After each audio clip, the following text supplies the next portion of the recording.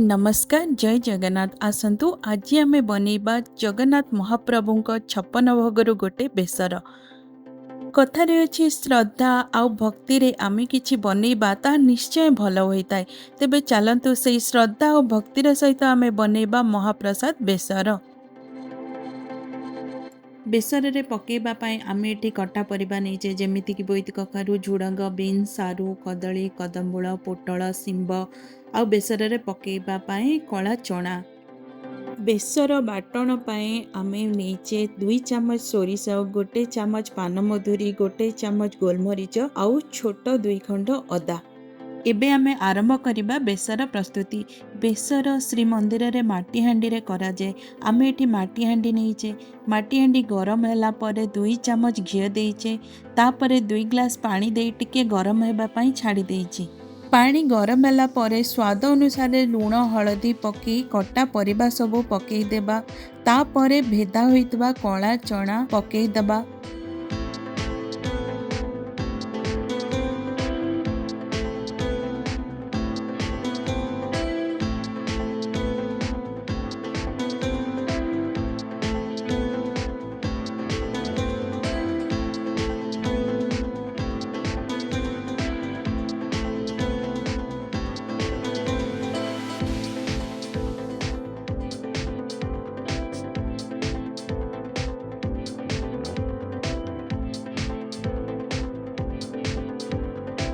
आमे एठी बटा होइतेबा बाटण को पकाई 10 रु 15 मिनिट सिझिबा पई छाड़ी देबा।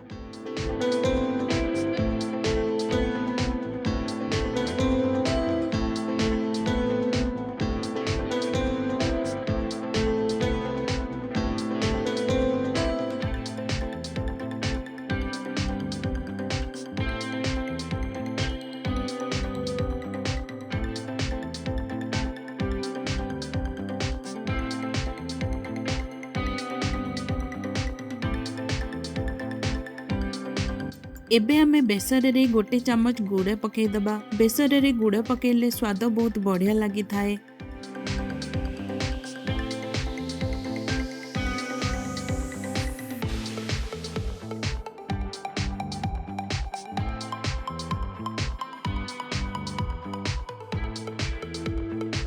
परिबा सबु सिझी आसिला परे आमे भाजिकी रखितेबा बड़ी आउ कोरा नड़िया पकई किछि समय 5 रु 10 मिनिट फुटिबा पई छाड़ी दबा।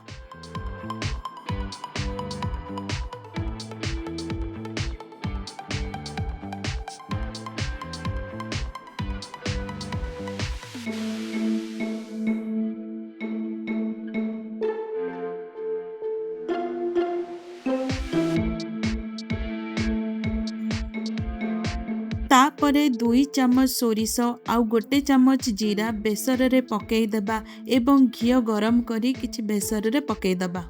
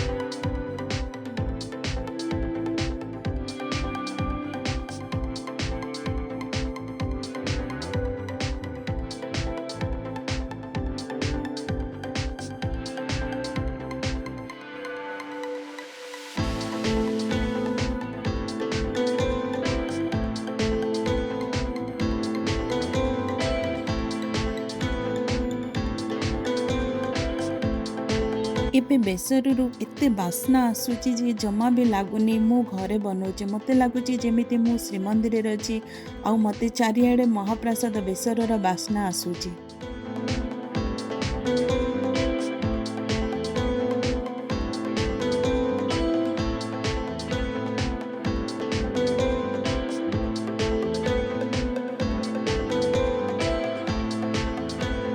एबे आम बेसर पूरा रेडी हो जाइए। ବେସର ଯେମିତି ଦେଖାଯାଉଛି ସେମିତି ବାସ୍ନା ବି ମଧ୍ୟ ହେଉଛି।